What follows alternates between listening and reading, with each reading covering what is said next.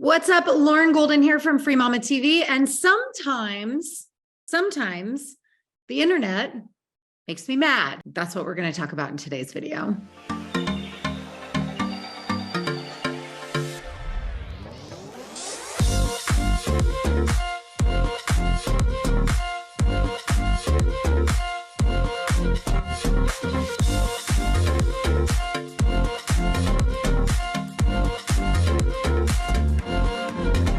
Welcome back. If you're new here, welcome for the first time. I'm glad that you stumbled across my corner of the internet where you can always expect to hear the truth. We call it like it is here on FreeMamaTV. And you know what? Making money is awesome. I want to teach you how to do that. Most of the videos are all about how you can start, grow, and scale a virtual business from home so that you can have flexibility to do stuff with your family or work from home or work from anywhere. And you'll find content around all of these different topics. The problem with the internet is that not everybody is telling you the truth. And so I was just triggered by a Facebook post that I saw where it was all about being there for people when they need support. And one of the comments was from someone who literally just lied to everybody on the internet and then admitted it. And I thought it was really interesting because I was like, wow, okay, but if you're lying, how can people be there for you? It's kind of interesting, kind of lacks integrity. So I was motivated to put together this video for you because I think it's really important that consumers are aware of what's happening, especially in this online space, because the reality is anything can be used for good or for evil. I love the internet. It gives my family so much ability to travel, for me to be present, for me to use this computer and be able to make money that provides for my family is literally insane. Like, I am so grateful to be alive in this day and age. However, the dark side of that coin is that people can post whatever they want.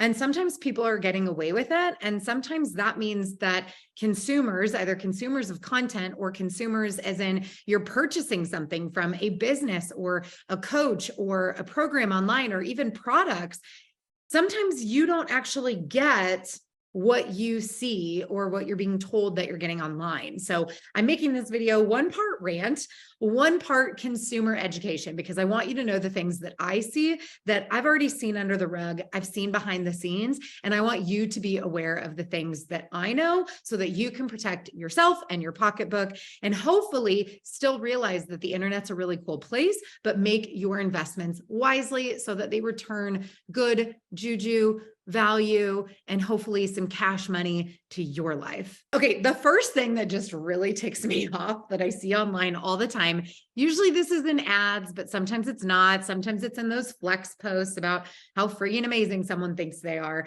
but it is the lack of context around claims. So this might sound like, let me teach you how to make $1 million in an hour, or I earned a 2 Comma Club award, which, by the way, if you don't know what 2 commas, it's like $1 million, 2 commas, it's a thing. I won a 2 Comma Club award in, less than 3 months. Like all of these different things, these claims that they sound really impressive. They might make you go, wow, I want to learn from that person. I want to do that. I want to make $1 million in an hour. The problem is all of these claims lack context. So what do I mean by that?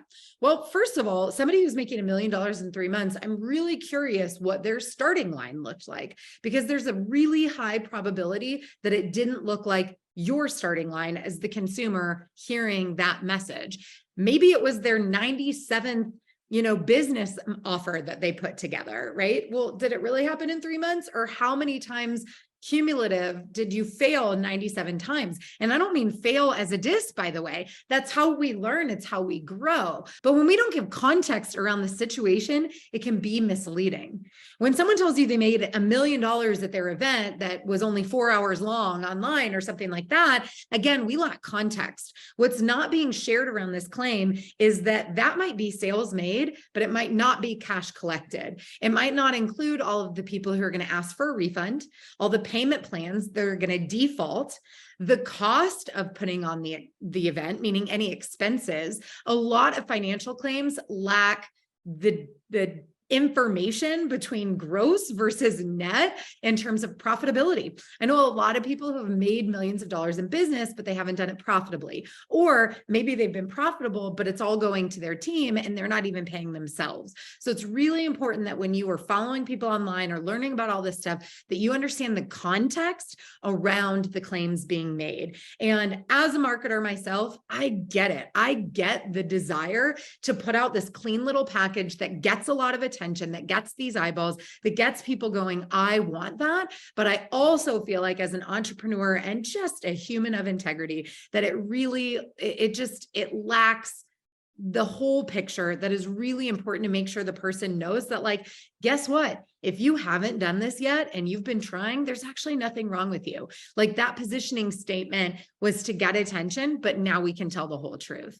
For the record, it took me 18 months from the time I started the Free Mama movement to earn a 2 Comma Club award. But what's really important to the context of that is, while I didn't have an email list and I didn't have this business model before I moved forward, what I did have was 2+ years of hands-on experience in the industry I was stepping into. I knew how to build funnels. I knew how to write email sequences. I knew how to run ads. I had all of that training put in place. And arguably, the 5 years of my life that preceded that, I was getting ready by being the market that I was then ultimately going to talk to. So I understood my avatar. I understood all of these things because I was living through it. So a lot of the people who are making these types of claims, it's just not the whole picture. And it's important for you to understand that there's nothing wrong with you or your timeline, and have a little sense of responsibility when you're sharing this type of stuff yourself. Okay, the second thing that's just flat out driving me nuts, like, it's 2023. You guys, the internet's been around for a while. Everybody at this point has seen a webinar or signed up for a challenge. Like, we get it. We know you're selling something at the end. And yet I still see a lot of marketers trying to pull this bait and switch, this like, all of this is free. It's free. It's free. It's free. And then like, but by the way, you can't have access to anything of actual value until you give me money. Here's the deal. I get it. Again, I have empathy for both sides. I came up in the online space with webinars. That's what I watched. That was my original like business model inside the Free Mama movement, was using webinars. I still use webinars, but you have to evolve with the marketplace. And what I've learned is that people are actually craving that transparency. I tell people at the beginning of the training, and usually before they even sign up, we indicate that we're going to make an invitation to you if you want to work together. By that same token, I'm done with like the teach the what, not the how. You can overteach from a level of complication, no doubt about it, but your training has to have some sort of substance. It has to not be a waste of people's time. If your sales vehicle is only being used for the purpose of sales, then just get people on a sales call. Tell them what they're doing and signing up for, and have a sales conversation with them. But the bait and switch of like the marketing, the challenges, and then we use these like really slimy, like guilt and shaming tactics to psychologically convince people that they have to do the next thing, or they suck, or they're failures. It's really not very cool. I feel like if you have a business where you're actually fulfilling on the back end, and this is another frustration of mine, because a lot of really great salespeople, in fact, some of the best salespeople, really suck at fulfillment. And you can ask me how I know, because I've spent at this point, hundreds of thousands of dollars on coaching and mentoring. And there is a correlation in that the more that I've actually spent on some of these things, the less, not even value, because that is somewhat subjective, but the less the salesperson, the company, actually cared about fulfillment, the less they honored it, the less they followed through and checked on me or whoever the consumer is. So it is really, really important that when you're a consumer and you're being sold to, which, you know what? It's okay. Money's not evil. If I have, spent my whole career learning how to do something and you want that information, I deserve to be compensated, because there's an energetic exchange there. However, if you get really good at sales and manipulating people, but you're not following in with fulfillment on the back end, that's a huge problem. It's churn and burn. It's not cool, which is why I teach all my students to do what I do, which is building community first, a place where even your non-buyers have a seat at the table and can learn from you in an appropriate energetic exchange. So bait and switch marketers, watch for them. They're the ones who are going to promise you the sun, the sky, the moon, the stars, all the things, and their fulfillment probably sucks. They're also not going to be very transparent to you when it's a sales event. They're going to act like it's free and amazing and celebratory, and then they're going to rip out the rug from you and ask you to spend money and use a lot of psychological tactics to make you feel like you have to do that, or you don't get to be part of the cool kids club. All right, I'm not spending a lot of time on number 3 because we are grown-ups if we are watching this, hopefully, and we should just know because we learned as children that this is wrong. Number 3 is lying. Oh, why are we lying to people? Like, I really don't understand. If you have to lie, you need to look inward about what you need to do better as a human to make sure that you can get your point across without misleading people. And yeah, I don't even want to spend a lot of time on it. There's a lot of different examples on the internet that I could throw around right now, all the way from like trying to get your attention, and so being willing to lie, all the way to marketers and business owners who are telling you that this is the only way to do something, right? And this is being taught. People are being trained to do this. Is like the only way to reach your goal is to do challenges. The only way to reach your goal is to buy this thing. The only way to anybody saying the only way to do something is one thing is lying to you. And they know that. What they're really trying to say is, hey, come on over here because this one thing is working really great for me. And so I want to monetize teaching my methods to you. And I wish people would just be honest about that, because that's what they're doing. The reality is there are a lot of different ways to be successful. There are a lot of different ways to find success. There are a lot of different ways to do life. Personally, I want a more holistic approach. And so I gravitate towards people who actually tell me the truth. Okay. Number 4, this has gotten out of control. I literally cannot get on the interwebs without seeing somebody doing this. And it's to the point where it's just irritating, is people intentionally provoking the internet or intentionally staging controversy. Now, this might look like a post that's like, and I get it. Again, I said that with every single one of these, I think, because I understand contextually as a business owner, there's a lot of noise out there. There are a lot of people, trying to get your attention at any given time. As a consumer, it's exhausting. Like, we get messages thrown at us every time we open our phone, every time we drive our car, every time we turn on, music, whatever it is, like the TV, Hulu, whatever the thing, or your streaming devices, there's messages all the time. Even if it's not advertising, people are paying for product placement. That's when, your favorite character on a show you watch is like drinking a Coca-Cola. Like, that's not an accident. That wasn't just a random prop.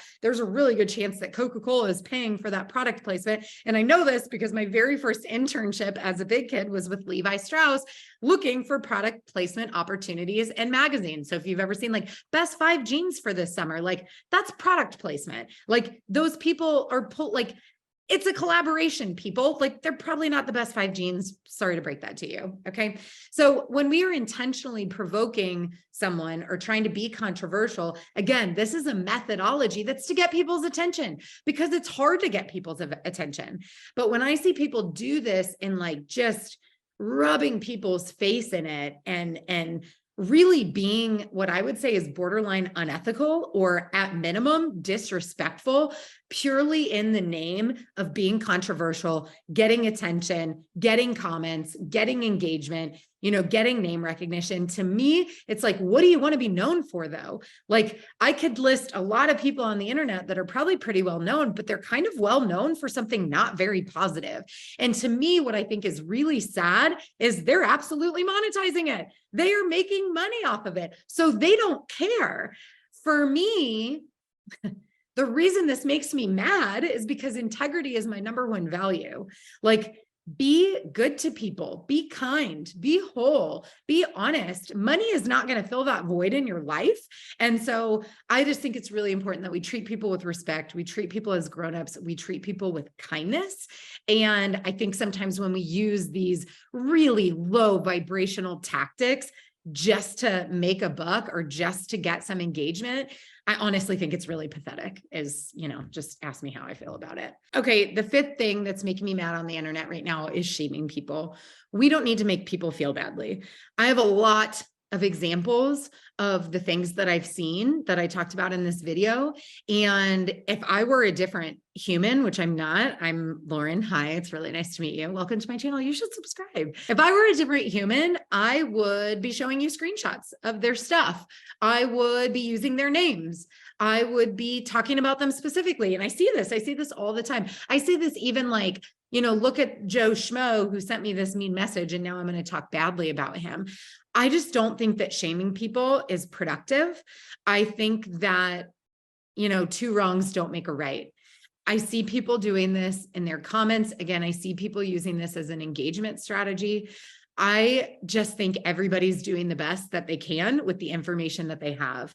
And if I'm even being really honest and holding myself accountable, the anger that I feel for the things I see on the internet right now that I talked about in this video, like that's my own stuff to deal with. It's probably mirroring something back to me about honesty. And I don't know where that comes from for me. That's, we could do some inner child work, probably not together on this video, but I think it's really important to take that ownership of like, I'm the one who's triggered by the things that I see. Do I still think it's wrong? Do I think it's important that consumers understand that a lot of the messages being put out to them are dishonest and somewhat predatory sometimes? Yeah, I really do. I think it's important that we know where our money's going, that we know we're going to get that return, that we as consumers don't make impulse decisions based on, ideas other people are giving to us about us, and that we figure out who we are and what we want. And we align ourselves with businesses and brands and people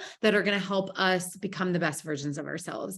And the internet can feel like a dark place. I've wandered down it. It can be really sad. It can be really frustrating. And I believe that there is also light online. Like I said, being able to run an entire business from my computer, it changed my life. I have had coaches and mentors that still just breathe courage and love and knowledge into me all the time. And so my tip to you is just to look for those bright spots. They're out there, and then put on blinders to the rest.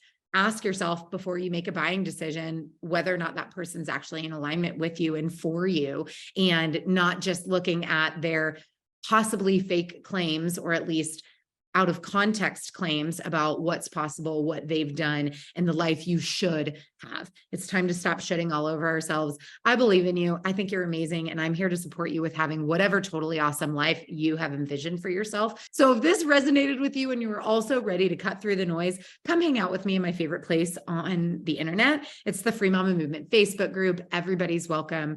We can't wait to get to know you inside of there. And if you've had any experiences like I've mentioned, or if I missed one, I would love to start a conversation with you guys down in the chat. So let me know what you're seeing that you're fed up with.